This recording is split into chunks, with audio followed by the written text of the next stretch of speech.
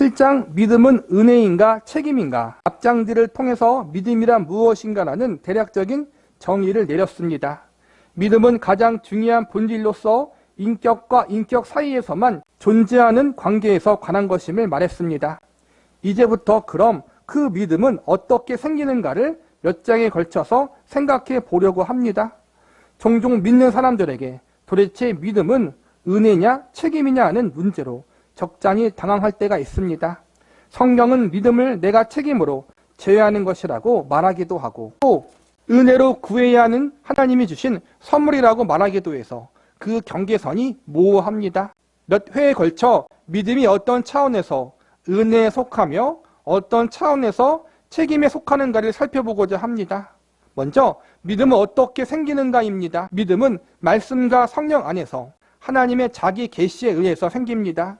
하나님께서 우리를 찾아오셔서 자신을 나타내셔야만 믿음이 시작됩니다. 모르는 일과 모르는 사람을 믿을 수는 없습니다. 믿음이란 두 인격 사이의 관계이므로 상대방에 대해 알지 못하면 상대방이 없는 경우와 다를 게 없으니 그 없는 대상을 놓고 믿음을 가질 수는 없는 일입니다. 하나님은 우리가 더듬어 찾을 수 있는 분이 아닙니다. 왜냐하면 우리는 다 범죄하여 하나님으로부터 끊어졌기 때문입니다. 로마서가 말하듯 범죄한 인간은 죄와 사망 아래 있고 부패하여 기껏 찾는다는 것이 우상을 만들어 놓고 전하는 것이고, 그 우상이란 것도 금수와 버러지의 형상에 불과하니 이처럼 우리의 영혼이 흑암과 무죄함에 부패함 속에 있어서 우리가 하나님을 찾아 만날 방법이 없습니다. 그래서 믿음은 어떻게 생기느냐 할 때 첫 번째 조건은 하나님이 우리에게 찾아오셔서 자신을 보여주시고 우리의 영혼에 하나님을 아는 지식을 주시고 하나님과 반목하던 모든 것을 끊어주시고 화목케 하셔야 하는 것입니다. 믿음은 이렇게 시작을 합니다. 요컨대 믿음이 시작되기 위해서는 하나님이 우리를 찾아오셔서 우리의 영혼에 자신을 계시하시며 우리와 화목하셔야 되는데, 이것을 다른 표현으로 하자면 구원입니다. 그래서 믿음은 어디서부터 시작하는가 하면 바로 구원에서 시작합니다. 여기서 말하는 구원은 구원이라는 내용을 놓고 이야기하자는 것이 아니라 하나님께서 우리에게 먼저 찾아오지 않은 한 하나님을 알 방법이 없다는 것을 확인하기 위해서입니다. 믿음에서와 마찬가지로 구원은 전적으로 하나님의 일방적인 은혜와 역사에 의해서 이루어짐을 우리는 익히 알고 있습니다. 성경 본문대로 우리가 아직 죄인 되었을 때 그리스도께서 우리를 위해 죽으십니다. 우리 쪽에서 하나님 앞에 구원을 시켜달라거나 어떻게 하면 구원을 받느냐고 묻거나 구원을 얻기 위해서 무슨 노력을 하는 것이 아니라 구원에 대하여 관심이 없고 감각이 없는 때, 우리가 아직 죄인 되었을 때 하나님께서 우리에게 구원을 시작하시고 이루십니다. 그래서 구원은 은혜라고 이야기하는 것입니다. 은혜는 구원의 특징이 됩니다. 마찬가지로 믿음도 그렇습니다. 앞으로 믿음으로 구원을 얻는다고 믿음을 정의할 때 믿음은 조건이 아니고 구원의 내용이었습니다.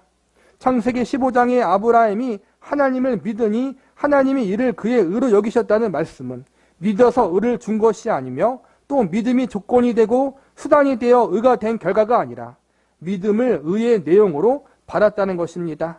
그래서 믿음을 의로 여기셨다, 믿음은 구원에서 나온다 하는 것은 다 믿음과 구원의 내용에서 상통하는 바 있음을 말합니다. 구원이 하나님 앞에 의롭다함을 얻은 행위라고 할 때, 즉 하나님이 그를 옳다고 인정하는 것이라 할 때 하나님과 화목된 것과 하나님 편에 서는 것을 말하고, 구원이 하나님의 자녀가 되는 것이라고 할 때에는 믿음의 본질과 상통하고 있는 것입니다.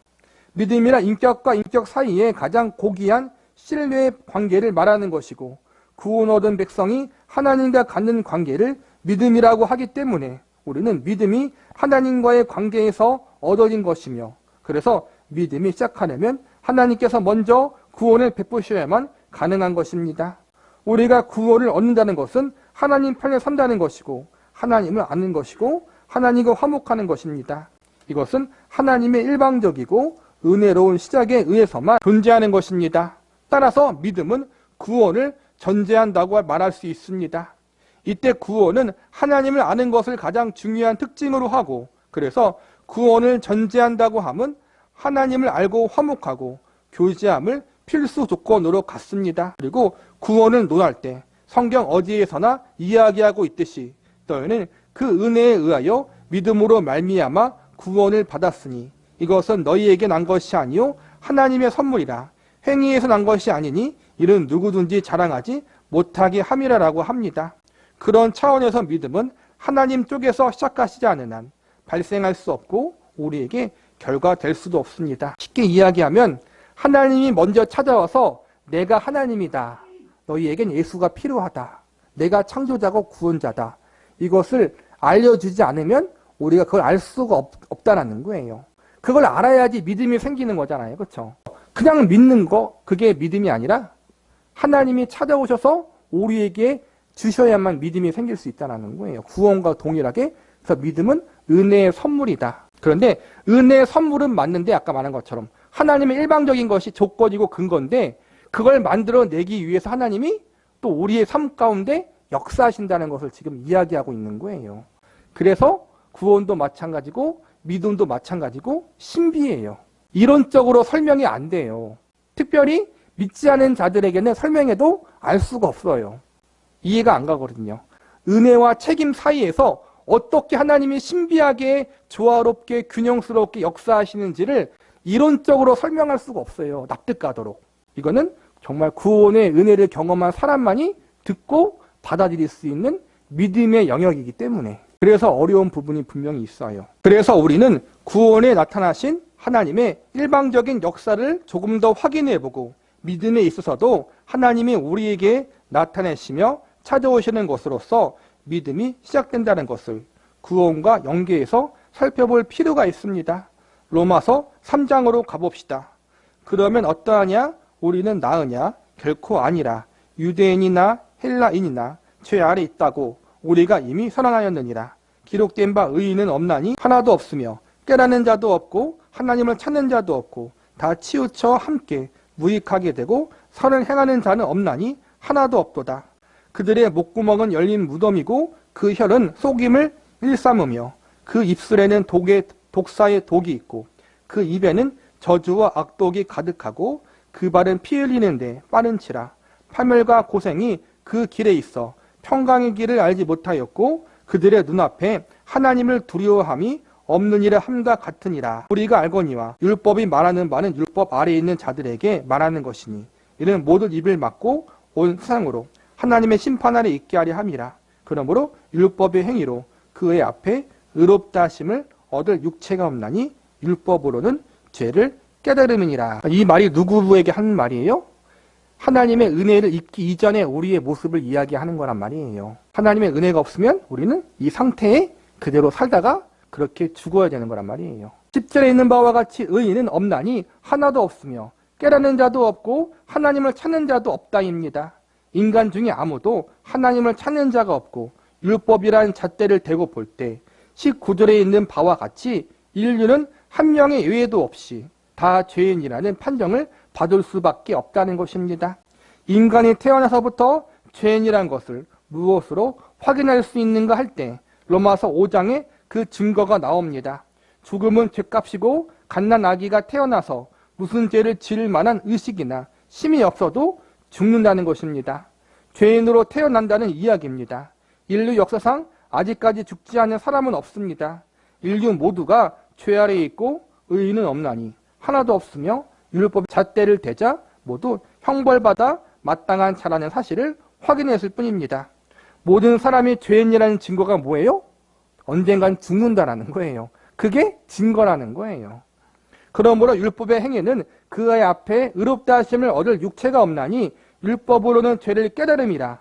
이처럼 말씀하시고는 21절에서 우리말 성경에는 없지만 단어가 하나 더 붙어 있는데 이제는 율법 외에 하나님의 의가 나타났으니라고 구원이 선언되고 있습니다. 인간 쪽에서 보면 하나님 앞에 구원에 대하여 요구하거나 노력하거나 무슨 준비를 하거나 강박한 자가 없고 하나님이 혼자 하셨다는 것입니다.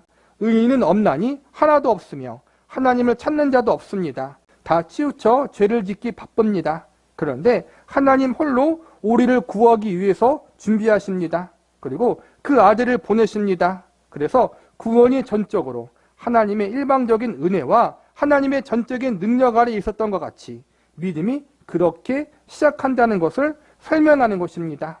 본문이 그렇습니다. 우리가 아직 연약할 때 기약대로 그리스도께서 경건하지 않은 자를 위하여 죽으셨도다.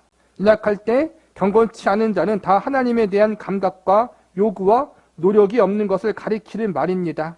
8절에 우리가 아직 죄인되었을 때 그리스도께서 우리를 위하여 죽으심으로 하나님께서 우리에 대한 자기 사랑을 확증하셨느냐라는 설명들은 다 하나님의 사랑을 강조하는 말씀입니다만 우리가 구원에 있어서 그 시작이 누구 손에 있었는가? 하나님과 우리 사이에 구원이 있어서 어느 만큼의 사역을 분담했는가 하는 관점을 모으면 오히려 우리는 하나도 한 것이 없고 하나님 홀로 필요한 모든 일을 하셨음을 알 수 있습니다. 이런 말씀은 성경 어디에서나 있습니다. 요한복음 1장 12절에서 13절에 영접하는 자 곧 그 이름을 믿는 자들에게는 하나님의 자녀가 되는 권세를 주셨으니 이는 혈통으로나 육정으로나 사람의 뜻으로 나지 아니하고 오직 하나님께로부터 난 자들이라.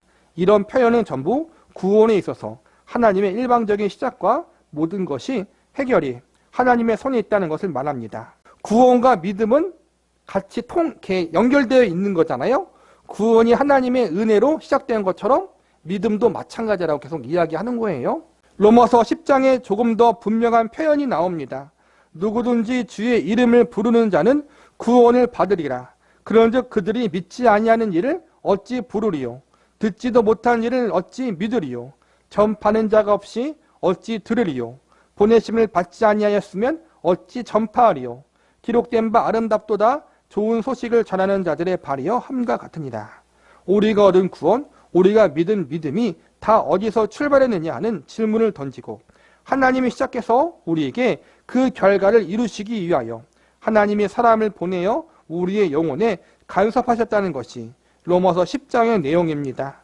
이 구원에서 우리가 확인해야 되는 것은 하나님이 일방적인 주도권을 잡고 계시며 하나님만이 이 일을 하셔서 구원이 우리에게 결실됐다와 믿음을 연결하는 데 있어서 하나도 틀리지 말라는 것입니다.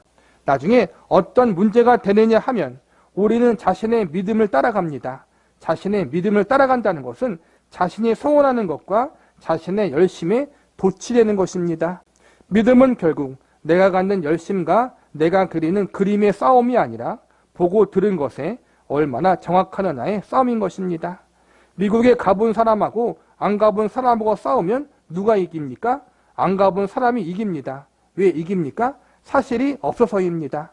사실이 없고 고집만 있기 때문입니다. 자기가 그렇게 믿고 있는 자기 고집이 믿음의 근거이기 때문입니다. 이 고집과 혼동하고 있는 믿음이 세어 보이는 사람들, 자신이 만든 그림에 도취한 믿음쟁이들입니다. 믿음은 하나님께서 나에게 찾아오사 하나님이 당신을 보이시며 그분의 뜻을 가르쳐 주시며 그분의 일하시는 법을 보여주시는 것에 언제나 일치하고 있는가 하는 싸움을 해야 하는 것입니다. 우리에게 구원과 하나님을 아는 일과 신앙에 있어서 하나님이 유일한 근원, 시작이셨다라는 표현을 바울에게서 찾아보겠습니다. 언제나 우리의 믿음은 하나님과 관계가 있어야지 내가 일방적으로 뭘 만들어내는 것이 아니라는 거예요. 근데 우리는 그럴 때가 많잖아요. 하나님과 상관없는 나의 생각, 나의 소원, 나의 소망을 믿음으로 자꾸만 생각하잖아요. 그렇죠? 그런 부분들을 조심하라는 거예요. 우린 내 고집으로 만들어내는 믿음쟁이가 되면 안 된다는 거예요. 갈라디아서 1장입니다. 형제들아 내가 너희에게 알게 하노니 내가 전한 복음은 사람의 뜻을 따라 된 것이 아니라 이는 내가 사람에게서 받은 것도 아니요 배운 것도 아니요 오직 예수 그리스도의 계시로 말미암은 것이라.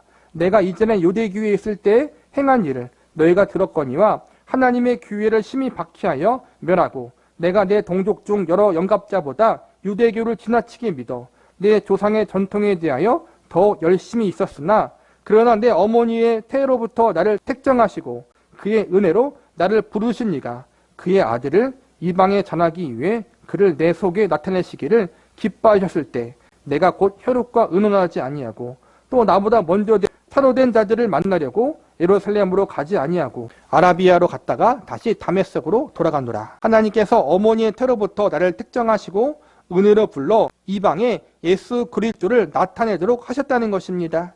이 말은 곧 사도 바울이 나의 사도직으로 해야 되는 일이 뭐냐 할 때 이 하나님이 오셔서 나에게 알게 하신 것이 내가 전한 일이요 내가 가진 사도직은 뭐냐 할 때 이 하나님이 나에게 이 내용을 전달하고 세운 직분이 사도직이라는 것입니다. 이것을 분명히 하십시오. 믿음에 취하지 마십시오. 이 하나님, 나를 찾아오신 하나님, 나에게 당신을 드러내신 하나님, 예수 그리스도를 주신 하나님이 바로 성경입니다. 이 모든 것을 하나님이 주신 것입니다. 하나님은 자신이 어떤 분이시고 이를 어떤 식으로 하시는가에 대하여 설명하시며 무엇을 좋아하시며 무엇을 싫어하시냐에 대하여 우리에게 가르치는 것입니다.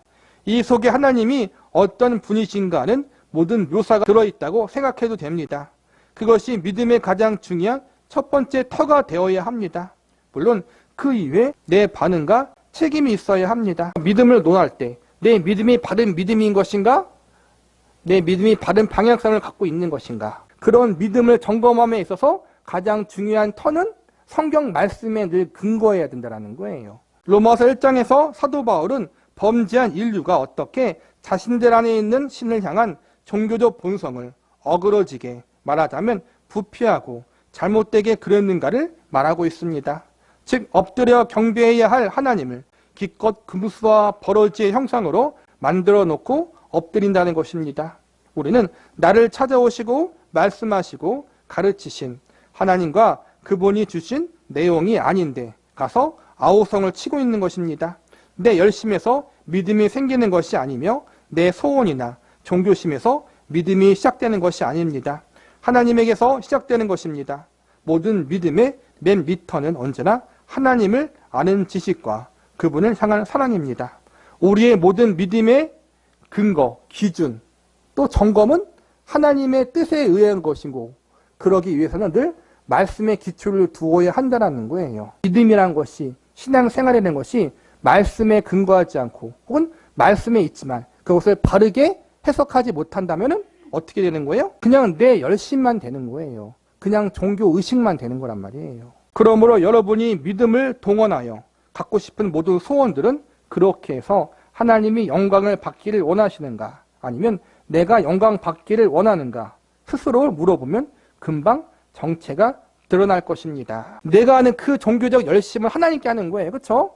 열심이 필요 없다는 게 아니에요. 종교 의식이 필요 없다는 게 아니에요. 필요해요, 당연히. 그런데 그게 올바른가 아른가는 성경을 근거로 해서 살펴보고 또 두 번째는 그게 내 자랑이 되는가 아닌가를 살펴보라는 거예요. 우리는 우리 신앙생활이 내 자랑이 될 때가 많잖아요. 정말로. 나는 주일을 빠진 적이 없어. 나는 새벽기도 빠진 적이 없어. 나는 늘 하나님 앞에 언제나 기도해. 작정도 많이 해. 그게 내 은근한 자랑이잖아요. 그렇죠? 누구나 그건 있어요. 저도 마찬가지인 거고. 우리는 그런 부분들을 늘 조심해야 된다는 거. 남 일이 아니라 누구나 다 하고 있는 일이에요. 그걸 깨닫지 못할 뿐이지 마음속으로 보면 다 알잖아요. 믿음이란 이름으로 자기가 하고 싶은 것을 하게 되는데 이런 실패는 안타깝게도 성도들에게 제일 많이 있는 실패일 것입니다. 믿음이 무엇에서 어디서 어떻게 시작되는지 몰라 첫 번째 터를 잘못 만들게 되는 것입니다. 로마서 9장에 보면 야곱에 관한 이야기가 나옵니다. 뿐 아니라 또한 리브가가 우리 조상 이삭 한 사람으로 말미암아 임신하였는데 그 자식들이 아직 나지도 아니하고 무슨 선이나 악을 행하지 아니한 때 택하심을 따라 되는 하나님의 뜻이 행위로 말미암지 않고 오직 부르시는 이로 말미암아 서게 하려 하사 리브가에게 이르되 큰 자가 어린 자를 섬기리라 하셨나니 기록된 바 내가 야곱은 사랑하고 에서는 미워하였다 하심과 같으니라. 야곱의 예를 들은 이유는 우리가 하나님의 백성된 자, 성도된 신분으로 얻는 어떠한 복도 내가 먼저 하나님 앞에 바쳐서 그 보상으로 받는 것이 있느냐 하는 데 있습니다. 너희가 가진 신자로서 모든 복은 하나님 쪽에서 먼저 은혜와 능력으로 너에게 주시기를 기뻐해서 결과된 것이라는 것입니다. 이스라엘을 향한 모세의 경고가 밤낮 하나님이 너희를 택하신 것은 너희가 다른 나라보다 잘나서가 아니다. 너희 민족이 다른 민족보다 더 똑똑해서가 아니다라고 하는 것입니다. 여기에서 야곱을 택하시는 것을 보면 에서가 형이고 야곱이 동생인데 태어나기 전에 하나님이 야곱을 택하셨습니다. 누가 더 택할 만하다. 그러한 조건이 아닙니다. 나중에 보면 에서가 좀 낫고 야곱이 더 악질로 나오는데 왜 하나님이 야곱을 택하셨습니까? 우리에게 일어난 일은 다 하나님이 우리를 사랑하사 은혜로 주셨다는 것입니다. 이것이 아니면 우리 모두가 하나님 앞에 죄인이요 하나님 앞에 상 받을 만한 조건이나 이유나 능력이 없습니다. 이 이야기를 하는 것입니다. 왜 이렇게 강조합니까? 이것을 구원에다 놓고 이야기하면 여러분은 충분히 아멘 하는데 믿음에다 놓고 이야기하면 왜 척하고 안 들어오는지 아십니까? 믿음은 구원같이 은혜와 하나님 쪽에서 시작해서 이루셨다라는 쪽이 드물고 책임 쪽이 강하기 때문입니다. 그런데 그 책임이 하나님 쪽에서 보이신 하나님과 하나님의 기뻐하심과 하나님의 요구하심에 대한 책임이 아니라 열심을 떠는 것으로 믿음의 책임을 인식하니까 항상 헷갈리는 것입니다. 그래서 믿음이 좋았다 말았다 하는 것입니다. 자기가 잘하면 믿음이 좋아 보이고 자기가 못하면 아닌 것 같습니다. 기도도 악을 써야 기도한 것 같습니다. 목욕할 때 이태리 타월로 피부가 벗겨져 피가 나도록 문질러 대는 것과 같습니다. 시원한 맛은 있는지 몰라도 정확하지가 않습니다. 자꾸 딴 데가 있습니다. 그리고 원래 사람들이 가지는 어느 종족이나 어느 사회나 모든 인간들이 갖는 종교에 대한 가장 본성적이고 공통되는 사상은 지성이면 감천입니다입니다. 기초를 정확히 해야 하는데 이것이 우리를 많이 괴롭힙니다. 그래서 우리는 열심에는 특별한 민족인데 정확도에서는 굉장히 떨어집니다. 이것이 문제입니다. 이슬람교에도 있고 불교에도 있고 신천지에도 있고 여호와 증인에도 있고 성례교에도 있는 게 뭐예요? 지성이면 감천이다. 우리도 있어요. 분명히 모든 종교는 있는 거예요. 근데 우리와 그들은 다르다라는 거예요. 인격적인 관계 가운데 이루어진 것이고 또한 성경을 통해서 바른 방향성을 갖는 믿음이 우리에게 있어야 된다는 거예요. 그게 그들과 다르다라는 거예요. 에베소서 1장에 사도 바울의 유명한 기도가 나옵니다. 우리 주 예수 그리스도의 하나님 영광의 아버지께서 지혜와 계시의 영을 너희에게 주사 하나님을 알게 하시고 너희 마음의 눈을 밝히사 그의 부르심의 소망이 무엇이며 성도 안에서 그 기업의 영광의 풍성함이 무엇이며 그의 심의 위력으로 역사하심을 따라 믿는 우리에게 베푸신 능력의 지극히 크심은 어떠한 것을 너희로 알게 하시기를 구하노라. 그의 능력이 그리스도 안에서 역사하사 죽은 자들 가운데서 다시 살리시고 하늘에서 자기의 오른편에 앉히사 모든 통치와 권세와 능력과 주권과 이 세상뿐 아니라 모든 세상에 일컫는 모든 이름 위에 뛰어나게 하시고 또 만물을 그의 발 아래 복종하게 하시고 그의 만물 위에 귀의 머리로 삼으셨느니라. 참으로 굉장한 말씀입니다. 바울이 너희가 얻은 구원이 얼마나 굉장한 것인 줄 아느냐라고 이야기합니다. 너희가 구원이 뭔지 아느냐? 이건 시작이다. 그런데 그 시작이 얼마나 굉장한 것인지 아느냐? 하나님께서 그 아들을 십자가에 못 박아 죽이시고 부활시킨 것이 얼마나 큰 능력과 큰 열심과 큰 정성으로 한 일인지 아느냐라는 것입니다. 그리고 어디로 이어집니까? 이 예수를 우리를 위해 십자가에 못 박아 죽으시고 장사한 바 되었다가 죽음에서 부활시키고 교회의 머리로 우리의 머리로 주셨는데 즉 너에게 허락된 구원이 도대체 어디까지 가려고 하는지 아느냐라는 것입니다. 구원을 믿음과 연계해서 이렇게 한번 생각해 봅시다. 이를테면 우리가 하나님 앞에 범죄한 짐승이나 물건에 지나지 않는다면 창세기 3장에서 범죄한 다음 4장에 가서 하나님께서 이 잘못된 기계들과 짐승들을 다 없애고 새로 만들었느니라고 하셨을 텐데 우리에겐 그렇게 하지 않으셨습니다. 범죄한 인간을 동산에서 내어 쫓으시고 하나님께서 그분의 종들을 보내어 인류 역사에 간섭하시고 메시아를 보내어 인류를 구원하신 것을 누누이 예언하시고 여인의 후손으로 뱀의 머리를 밟게 하실 것입니다. 우리를 구원하시기로 약속하신 대로 그 아들을 이 땅에 보내시고 그분을 십자가에 못 박아 죽으심으로써 우리를 구원하시고 지금도 하늘 보좌 우편에서 예수 그리스도께서 우리를 위하여 기도하시며 우리의 머리가 되사 우리를 지키시고 우리를 그분의 몸으로 부르십니다. 그러므로 구원이라는 것은 더럽혀진 종이를 찢어버리고 새 종이에 다시 그리는, 고장난 기계를 고치는, 벗겨진 칠을 새로 칠하는 정도가 아니라 처음에 만든 인류를 인격 대 인격의 대상으로 고귀한 대접을 하시고 인간의 잘못으로 인간이 망가지는 것이 아니라 그 잘못을 고치며 회복시켜 하나님이 인간을 그분의 형상대로 만드는 원래 목적을 이루시는 과정 속에서 구속하는 일을 더해서까지 사람들로 하여금 하나님을 알려 항복하여 하나님이 원하시는 그분의 형상의 수준까지 오게 하기 위한 것입니다. 말이 좀 길죠? 하나님이 온 우주를 말씀으로 6일 동안 창조하셨잖아요. 그렇죠? 근데 우리 하나 구원시키고 성화시키기 위해서 몇 년 동안 일하고 있어요? 평생 일하고 있죠. 그렇죠? 영원토록. 저와 여러분이 나이만큼 일하고 있고 저와 여러분이 죽을 때까지 일하실 거예요. 그만큼 하나님이 우리에게 온 우주를 만들 때 들이셨던 정성보다 더 큰 정성을 들이고 있다는 거예요. 더 많은 시간을 들이고. 가장 궁극적인 정성과 하나님의 사랑의 극치가 뭐예요? 자기 외아들을 십자가에 내어주시기까지 하나님이 그렇게 하기까지 우리에게 사랑과 관심을 집중하셨다는 거예요. 그게 구원이고 그게 믿음이라는 거예요. 하나님은 온천한 만물을 짓는데 6일밖에 안 걸렸는데 비해 신구의 역사는 몇천 년인지 모릅니다. 인류의 전 역사에 걸쳐서 하나님이 일을 하고 계신다는 이야기입니다.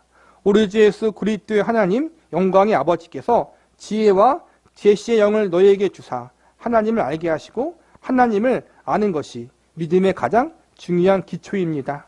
너희 마음의 눈을 밝히사 그의 부르심의 소망이 무엇이며 성도 안에서 그 기업의 영광의 풍성함이 무엇이며 하나님이 도대체 어디까지 우리를 데려가려고 이렇게 큰 일을 하셨는가를 나를 찾아오시며 내 안에 심령을 중생시키며 하나님을 알게 하시며 하나님께 항복하기까지 온 인류 역사와 상뿐 아니라 내 개인의 인생에도 개입하셔서 이렇게 하시는지를 통해서 하나님이 시작하신 그 구원과 믿음의 궁극적인 목적지가 얼마나 대단한 것인가를 보는 것입니다.